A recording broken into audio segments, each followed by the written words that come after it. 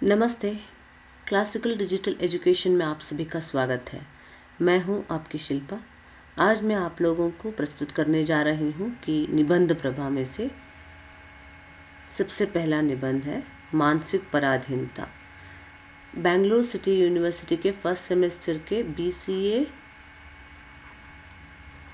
BSc छात्रों के लिए सिलेबस में दिए गए हैं निबंध प्रभा। उसमें से सबसे पहला निबंध है मानसिक पराधीनता। आज मैं मानसिक पराधीनता निबंध के ऊपर किस तरह का सवाल पूछते हैं परीक्षा में और आपको किस तरह उत्तर लिखना चाहिए, इन सब की जानकारी आपको मैं देने वाली हूँ। इसलिए सबसे पहले ज़रूरी बात यह है कि सब्सक्राइब नहीं किए हैं अभी तक तो आप लोग सब्सक्राइब करके शेयर भी कीजिए और लाइक एंड कमेंट्स करते रहिए ताकि नए नए वीडियोस बनाने में स्फूर्ति मिलेगी। बेल आइकन भी दबाना भूलिए मत, इससे नए नोटिफिकेशंस भी आपको मिलने वाले हैं। तो यही एक सबसे पहले शुरू करेंगे कि मानसिक पराधीनता यह एक भावात्मक निबंध है। भावात्मक निबंध के कई प्रकारों में से एक है कि भावात्मक विचार व्यक्त होता है।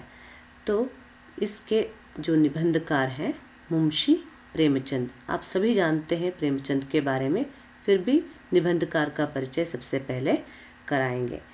तो चलो शुरू करते हैं। एग्ज़ाम में किस तरह आपसे प्रश्न पूछते हैं कि 16 मार्क्स के लिए या 15 और 10 मार्क्स के लिए आपको किस तरह उत्तर लिखना चाहिए, आपको समझाऊंगी। सबसे पहले आपको 16 मार्क्स का जो आंसर लिखते समय ध्यान देना चाहिए कि निबंधकार का परिचय भी देना है और स्पष्ट करना चाहिए कि निबंधकार निबंध में क्या कहना जा रहे हैं और उनकी विशेषता क्या है। जो यहाँ बताया गया है, देखिए, निबंध का सारांश उसकी विशेषताओं के साथ लिखिए। तो सबसे पहले शुरू करेंगे निबंधकार का परिचय के लिए, ठीक है।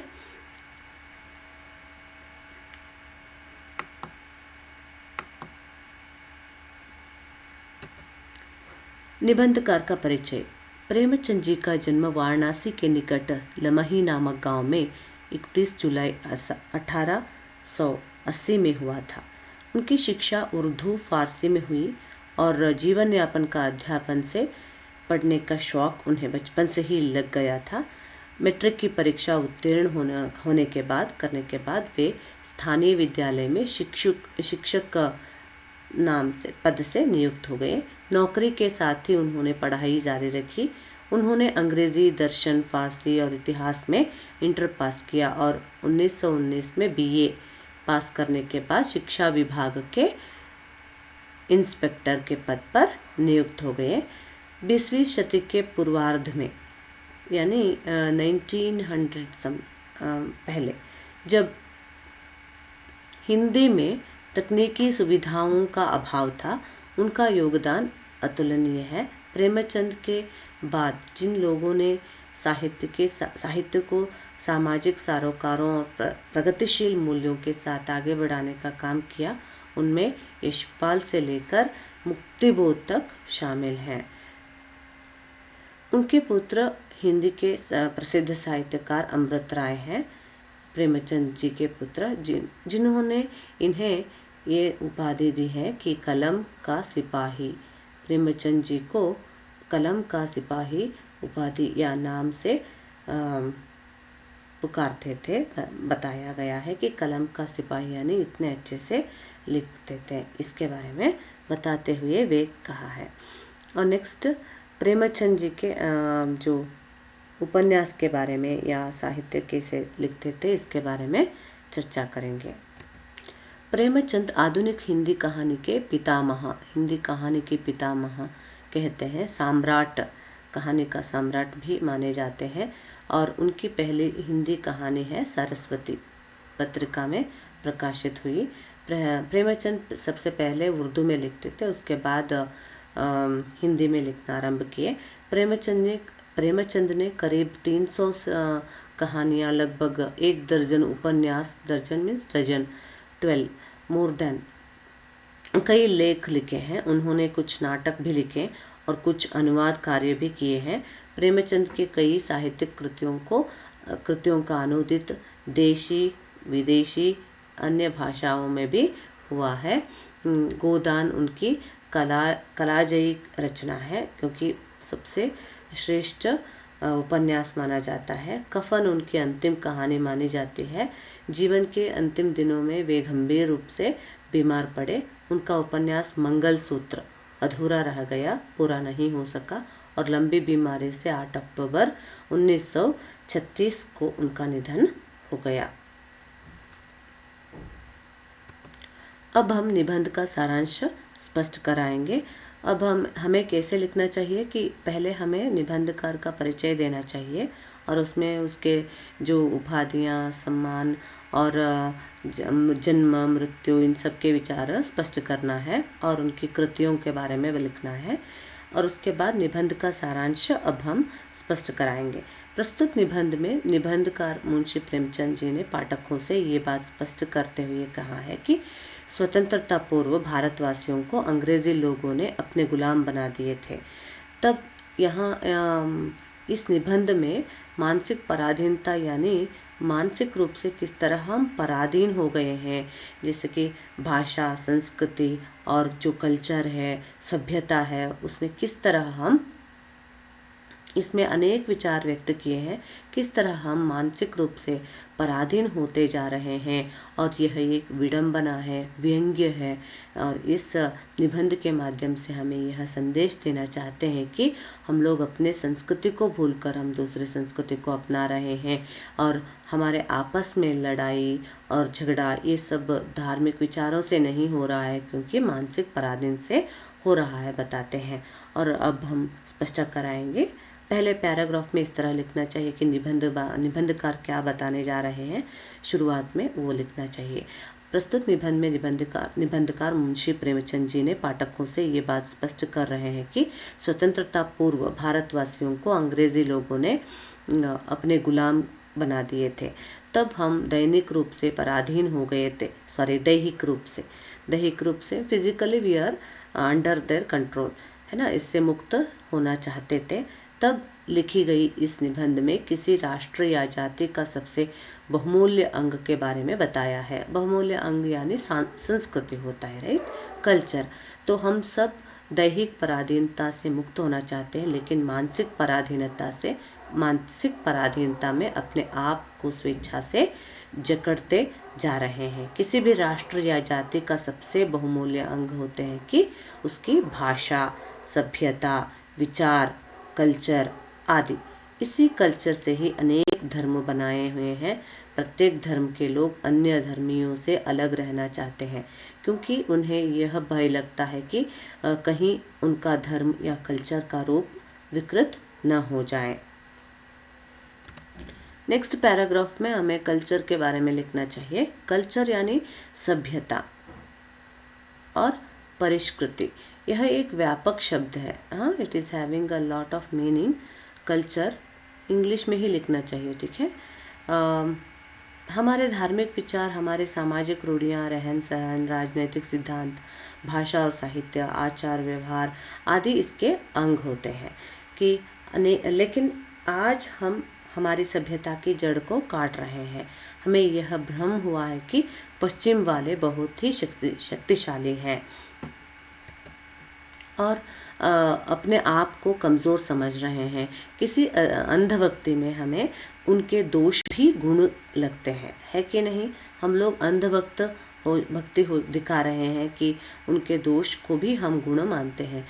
सबसे पहले भाषा के बारे में निबंधकार बताते हैं कि हमारे जो सभ्य समाज में अंग्रेजी व्यावहारिक भाषा बनी हुई है कि नहीं। व्यावहारिक भाषा यानी जो सरकारी कार्यालयों में, और कार्यालयीन भाषा भी कहते हैं, राइट। सरकारी या कार्यालय की भाषा तो अंग्रेजी ही है, लेकिन भाषा की सत्ता के हम हम लोग ऐसे भक्त बन गए हैं कि निजी चिट्ठियों में, करेक्ट नो, जो पर्सनल लेटर्स में भी आजकल हम लोग इंग्लिश में ही लिख रहे हैं। घर की बातचीत में, दैनंदिन वार्तालाप में, किसी भी सभा भाषण में, डायरी लिखते समय भी उसी भाषा का आश्रय लेते हैं। हम सोचते हैं कि क्या भाषा है, क्या लोच है, कितनी मार्मिकता है, शब्द भंडार कितना विशाल है, साहित्य कितना बहुमूल्य है, मर्मस्पर्शी है, गद्य कितना अर्थबोधक और परिष्कृत है। इन सबको आपको मेंशन करना चाहिए एग्जाम में, ठीक है। जिसे देखो वह अंग्रेजी में अपने टूटी फूटी योग्यता और विद्वत्ता कुशलता पूर्वक प्रदर्शन करता रहता है, राइट। आज तक हम लोगों को THE द या दी जैसे साधारण शब्द का भी ठीक उच्चारण नहीं कर पा रहे हैं। ये तो एक विडंबना है, लेकिन इस दोष को ही हम गुण मानते हैं। ये हमारी अंधभक्ति है।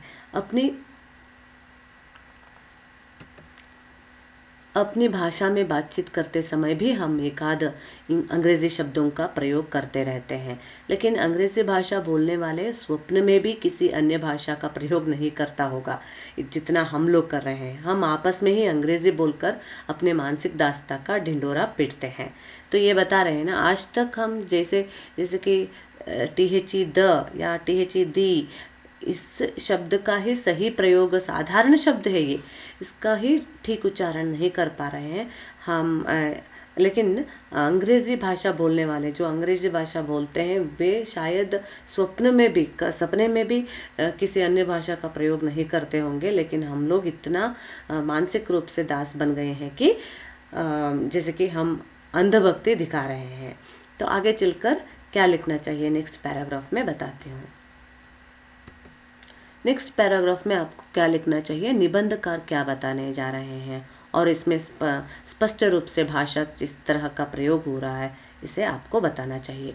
निबंधकार आगे बताते हुए ये कहते हैं कि किसी भारतीय प्रांत के लोग प्रांतीय भाषा से बातचीत करते हैं तो ठीक लगता है कि नहीं। लेकिन प्रणाम या नमस्कार या वंदे या नमस्ते या तस्लीम ये करने के बदले हम लोग मॉर्निंग, गुड मॉर्निंग, मॉर्निंग कहे जा रहे हैं। अगर व्यक्ति अंग्रेजी शब्दों का प्रयोग करके बातचीत करते हैं तो सुनने वालों को अंग्रेजी का स्वामी लगते हैं। देखिए, ये हमारी एक विडंबना जैसे दिखाने वाला परिस्थिति है, व्यंग्य है एक्चुअली, है ना। अंग्रेजी का व्यवहार करने वालों की मनोवृत्ति ऐसी होती है कि अच्छी अंग्रेजी तो बोल भी पाते हैं, लिख भी पाते हैं या विद्वान भी बन पाते हैं, लेकिन अपने भाषा भूल जाते हैं या कनिष्ठ समझकर भुला दी जाती है। ये हमारे शिक्षित समुदाय की लज्जाजनक ही नहीं बल्कि शोकजनक मानसिक दास्ता भी है। ये स्पष्ट करना चाहिए। ये सेंटेंस वेरी इंपॉर्टेंट है, ठीक है। इस तरह आपको कंटिन्यू करना चाहिए। नेक्स्ट पैराग्राफ में आपको क्या लिखना चाहिए बताती हूँ। हाँ, देखिए यहाँ नेक्स्ट पैराग्राफ में आपको इस तरह कंटिन्यू करना चाहिए। अगर व्यक्ति पश्चिम देशों में से किसी भी भाषा में साहित्य लिखते हैं तो हमारे संस्कृति उन्हें देखने की नज़रिया ही अलग होता है कि नहीं। अगर हम लोग किसी अन्य भाषा में साहित्य लिखते हैं तो हम लोगों को ऐसे सोचने श्रेष्ठ मानते हैं कि देखने की नज़रिया ही बदल जाता है। लेकिन पाश्चात्य साहित्यकार हमारे मानसिक स्थिति को देखकर मजाक उड़ाते हैं। फिर भी हम ये मानते हैं कि अंग्रेजी भाषा है प्रौढ़ भाषा मानते हैं। हर एक के प्रकार के भावों को हम आसानी से प्रकट कर सकते हैं। क्या हमारे भाषा में ऐसे प्रकट नहीं कर सकते हैं? और ऐसा है क्या? नहीं। अपनी भाषा को तुच्छ समझ लेते हैं। दूसरी भाषा के उपासक तो हो जाते हैं, लेकिन अपनी भाषा के निर्माण और विकास, ये वेरी इंपॉर्टेंट होता है। भाषा के निर्माण और विकास साहित्यकार से ही होता है। और जो साहित्य लिखता है या कृतियों को रचना करता है तभी भाषा का जो विकास हम देख सकते हैं। इसका निर्माण और विकास का दायित्व किस पर निर्भर है? साहित्यकार पर ही निर्भर है। और दायित्व भूल जाते हैं। इससे अपनी भाषा का भविष्य क्या हो जाता है? शून्य हो जाता है। इसमें हम सब कुछ खत्म हो जाता है, राइट। आज हमारा पठित समाज, यानी शिक्षित समाज उसका रहन सहन, उसकी बोलचाल, उसकी वेशभूषा सभी उसे साधारण समाज से अलग कर रहे हैं। हमारे विद्यालयों में हिंदी या उर्दू भी अंग्रेजी द्वारा ही पढ़ाई जाती है। अगर बेचारा हिंदी प्रोफेसर या शिक्षक शिक्षिका अंग्रेजी में लेक्चर ना दें तो छात्र उसे नालायक समझते हैं। हम सब हमारी भाषा को बलिहारी कर चुके हैं, मतलब त्याग दिए हैं, ऐसे बता रहे हैं। नेक्स्ट पैराग्राफ में आपको इसी तरह कंटिन्यू करते जाना चाहिए, ठीक है। इस पैराग्राफ में आपको भाषा के साथ साथ वेशभूषा के बारे में भी लिखना चाहिए। अब भाषा के साथ साथ वेशभूषा भी ऐसे हो गए हैं कि पहले लोग साड़ी, कुर्ता, पैजामा, सलवार पहनते थे, लेकिन हमारे हिंदुस्तानी यूरोपियन हो गए हैं, है कि नहीं। आजकल कैसे हो गए हैं, हिंदुस्तानी लोग यूरोपियन हो गए हैं। जैसे कि जो हैट कैट लगाए आते हैं तो लोग उनसे क्या कहते हैं, बहादुर साहब मानकर बहुत इज्जत देते हैं। ये क्या है, गुलामी का उसी बेशर्मी का हद है। जिनसे कुछ बनने बिगड़ने का भय है, उनके सामने वह भीगी बिल्ली बन जाता है। इसका मतलब भीगी बिल्ली कैसे होते हैं, आप तो सोच लीजिए। विशेष मुहावरों का प्रयोग यहाँ बताया गया है। निबंधकार के किसी मित्र ने कहा था कि किसी मित्र से बातचीत होते समय उन्होंने कहा था कि वे अंग्रेज़ों से मिलते रहते हैं, इसलिए अचकन टोपी पहनकर जूते बाहर नहीं उतारते हुए जाते हैं, कहा। लेकिन निबंधकार का मानना है कि जो स्वार्थ लेकर जाते हैं, जिनको कुछ लाभ चाहिए किसी से, वह किसी भी वेश में हो, उनकी आत्मा दबी रहते हैं। ये निबंधकार यानी प्रेमचंद मानते हैं। अगर स्वार्थ मजबूर कर रहा हो तो उनके विचार में तो जूते उतार देना इससे कहीं अच्छा है कि हम उस अपमान से बचने के लिए बेहयाई का एक और अपराध अपने सिर पर लें, है कि नहीं। सच तो कहा है। कोई अंग्रेजी व्यक्ति हमारा कोट पैंट देखकर ज़्यादा आदर नहीं करता। अगर ऐसा हो भी तो उस सादर को लेना अपना आत्मगौरव को बेचकर रहने जैसा है। निबंधकार से किसी दूसरे मित्र ने कहा था कि विदेशी कपड़े पहनने से देह में बड़ी चुस्ती और फुर्ती आ जाती है। क्या ये सच है? नहीं। फिर इसके बारे में बताते हैं कि इससे आराम भी मिलती है, कहा। लेकिन क्या यह कोई तिल्स्माती चीज़ है क्या कि पहनते ही स्फूर्ति दौड़ने के लिए? नहीं। तो ये बात भी विचारणीय है। और एक बात यहाँ बताने के लिए कोशिश कर रहे हैं कि अन्य देशों में अमीर गरीब सबका पहनावा एक जैसा होता है। ये बात पॉइंट आउट करना चाहिए, क्योंकि कुछ हद तक हम लोग जो विदेशी कपड़ों में लगाव रखने के लिए ये कारण दे सकते हैं, ये इस कारण को हम दे सकते हैं कि चुस्ती और फुर्ती आ जाती है, ये ऐसा नहीं कह सकते हैं। या क्या है, वो लोग इज्जत देते हैं ऐसे, इसलिए हम लोग अक्सर उनसे मिलते जुलते रहते हैं अंग्रेज़ों से, इसलिए हम पहनते हैं। ये ठीक नहीं लगता है। शायद ये वाला अमीर गरीब सबका पहनावा एक जैसा होता है, ये पॉइंट्स हम दे सकते हैं। इसलिए प्रेमचंद जी इसको भी हाईलाइट करके बताए हैं। नेक्स्ट पैराग्राफ में हमें और क्या लिखना चाहिए, जाति पद्धति के बारे में या धार्मिक विचारों को स्पष्ट करना चाहिए। नेक्स्ट पैराग्राफ में, जब हमारे देश में वर्ण जाति पद्धति था तब जाति के अनुसार कपड़े पहनना पड़ता था, राइट। इससे तो अच्छा है कि विलायती कपड़ों को पहनना है कि नहीं। यहाँ बता रहे हैं विलायती कपड़ों को पहनने के लिए प्रेमचंद जी हाँ कह रहे हैं, क्योंकि हमारे देश में पहले स्वतंत्रता पूर्व और स्वतंत्रता के बाद भी कुछ साल तक क्या है, वर्ण जाति भेद धार्मिक विचारों पर एक दूसरे को कनिष्ठ उच्च इस तरह के जो लोगों के भावनाएं होती थी और उसके अनुसार उन्हें कपड़ा पहनना पड़ता था। और शिक्षित समाज केवल अपनी विशिष्टता या प्रभुत्व जताने के लिए ऐसी वेशभूषा का व्यवहार न करें जिससे विदेशीपन की झलक आती हो। कुछ लोगों को अंग्रेजी वेशों में या अंग्रेज़ों के वेश में रहने पर भी ज़रा अभिमान या स्वार्थ सिद्धि का भावना ना होता है। है कि नहीं। कुछ लोग ऐसे होते हैं कि विलायती कपड़े पहनने के बाद भी वो अपने व्यक्तित्व को खो नहीं बैठते हैं, पर दुर्भाग्यवश ये विदेशों वेश या विदेशी वेश, कुछ भी लिख सकते हो, जनता की आंखों में सामान्य लगते हैं, है कि नहीं। पढ़े लिखे व्यक्ति को इस तरह मानसिक रूप से किसी भी संस्कृति का दास बनना ठीक नहीं लगता है। ये अपना विचार भी यहाँ व्यक्त करना चाहिए आपको, ठीक है। नेक्स्ट पैराग्राफ में आपको कंटिन्यू करना चाहिए। ये पॉइंट्स जैसे कि पढ़े लिखे व्यक्ति को इस तरह मानसिक रूप से किसी भी संस्कृति का दास नहीं बनना चाहिए, ये पॉइंट आपको लिखना भी चाहिए, ठीक है। नेक्स्ट पैराग्राफ में वही मनोवृत्ति के बारे में बताना चाहिए, मगर हमारी यह मनोवृत्ति वेशभूषा अंग्रेजी बोलचाल तक ही नहीं रहती है, और इसके साथ साथ अधिक चिंता क्या है, बातचीत क्या करते हैं, लेकिन उससे भी और दुख की बात क्या है, विदेशी संस्कृति हम अपना रहे हैं। जैसे हमारे और अन्य सामाजिक विचारों पर भी अपना प्रभुत्व जमा लिया है। क्या है, विदेशी संस्कृति कहाँ किस हद तक हमारे विचारों पर प्रभुत्व डालना जमा दिया है। तो सामाजिक एवं अन्य विचार भी सभी संस्कृति के हर क्षेत्र में उनके जो प्रभुत्व आ चुकी है। और पश्चिमी सभ्यता का आदर्श है क्या है, अपनी ज़रूरतों को खूब बढ़ाओ। हमारी संस्कृति नहीं है। अपनी ज़रूरतों को खूब बढ़ाने वाले कौन होते हैं, स्वार्थी होते हैं, चाहे उसके लिए दूसरों की जेब ही क्यों ना काटनी पड़े। अपने ही लिए जियो और अपने लिए ही मरो।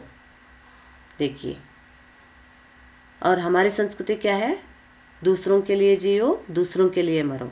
हमारी सभ्यता कृषि प्रधान थी, राइट, लेकिन पश्चिमी सभ्यता व्यवसाय प्रधान, व्यवसाय मतलब बिजनेस, व्यापारी जो होते हैं कृपण होते हैं, कंजूस होते हैं, और व्यापारी लोग पूरे व्यापार के लिए लाभ के लिए सोचते हैं ऐसे।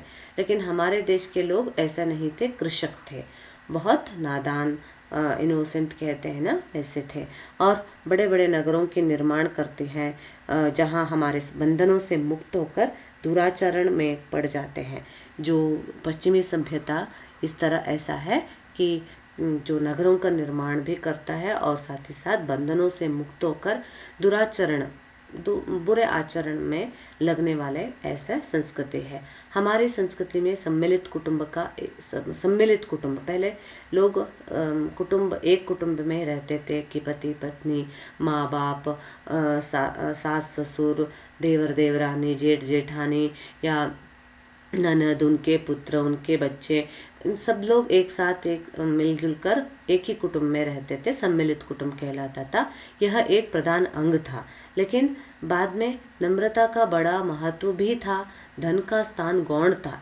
कहाँ, सम्मिलित कुटुंब में विद्या और आचरण से आदर मिलता था, है कि नहीं। अगर कोई पढ़े लिखे हैं घर परिवार में तो बहुत इज्जत से देखते थे, लेकिन विदेशी सभ्यता में धन ही मुख्य वस्तु है। धन यानी धन, महाप्राण ध, ठीक है, महाप्राण धन ही मुख्य वस्तु है।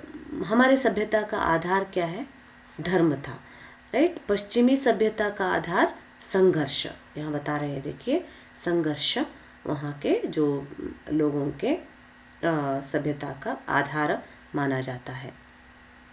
नेक्स्ट आपको इसको धीरे धीरे अंत करना चाहिए, ठीक है।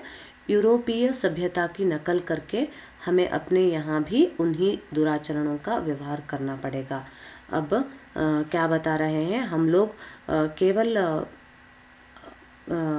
विदेशी संस्कृति को अपना नहीं रहे हैं, साथ ही साथ उनकी नकल करते करते हम अपने विचारों को भूलकर बुरे मार्ग में जा रहे हैं। जो पश्चिमी सभ्यता का सिद्धांत क्या है, संघर्ष करना या कुछ और विचारों को, धन ही मुख्य वस्तु है, अपने लिए स्वार्थ के लिए सोचना, व्यापारीकरण करना, इस तरह के जो दुराचरण का व्यवहार करना पड़ रहा है, क्योंकि हम लोग बुराइयों के नकल कर रहे हैं। तो यही बात बता रहे हैं, हम भी उन्हीं बुराइयों की नकल करके अपनी संस्कृति को भी विध्वंस कर रहे हैं। समय रहते ही चेत जाना चाहिए कि हमें जागरूक होना चाहिए कि अपने अस्तित्व को मिटने न दें, अपने धर्म की सत्ता को, संस्कृति को अंत न होने दें। ये बात जो निबंध के अंत में बताया गया है और इसे भी हमें लिखना चाहिए। ठीक है, नेक्स्ट विशेषताएं, कुछ फ्यू सेंटेंसेस में आपको विशेषताएं लिखनी चाहिए। विशेषताएं, इतना लंबा लंबा सेंटेंस लिखने की ज़रूरत नहीं है, लेकिन विशेषताओं के साथ ही आपको उत्तर लिखना चाहिए, इसलिए सेपरेट हेडिंग भी लिखना चाहिए। प्रस्तुत निबंध के माध्यम से प्रेमचंद जी ने यह स्पष्ट करने की कोशिश की है कि हम विदेशी सभ्यता का पालन करते करते अपने सांस्कृतिक, सामाजिक, राजनीतिक एवं धार्मिक सिद्धांतों को नष्ट कर रहे हैं। अपनी संस्कृति को, सभ्यता को और आचार विचार को, भाषा को विकृत न होने दें। कल्चर के रक्षा के लिए, जैसे कि हमारे जो संस्कृति या सभ्यता की रक्षा के लिए हमें 2 बार टाइप हुआ है, अपने धार्मिक सिद्धांतों को या राजनीतिक विचारों को विकसित करना चाहिए। निर्माण और विकास भी हमारा जो दायित्व माना जाता है। इसके साथ इस तरह नोट्स कंप्लीट होता है। आपको एग्ज़ाम में 16 मार्क्स के लिए पूछेंगे तो इस तरह लिखना चाहिए।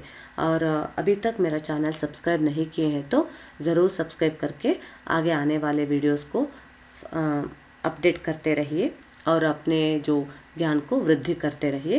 क्लासिक डिजिटल एजुकेशन चैनल को सब्सक्राइब कीजिए, शेयर कीजिए, लाइक कीजिए, कमेंट करते रहिए और बेल आइकन दबा के नए नए नोटिफिकेशन प्राप्त कीजिए। तब तक के लिए नेक्स्ट वीडियो में मिलेंगे, तब तक के लिए धन्यवाद।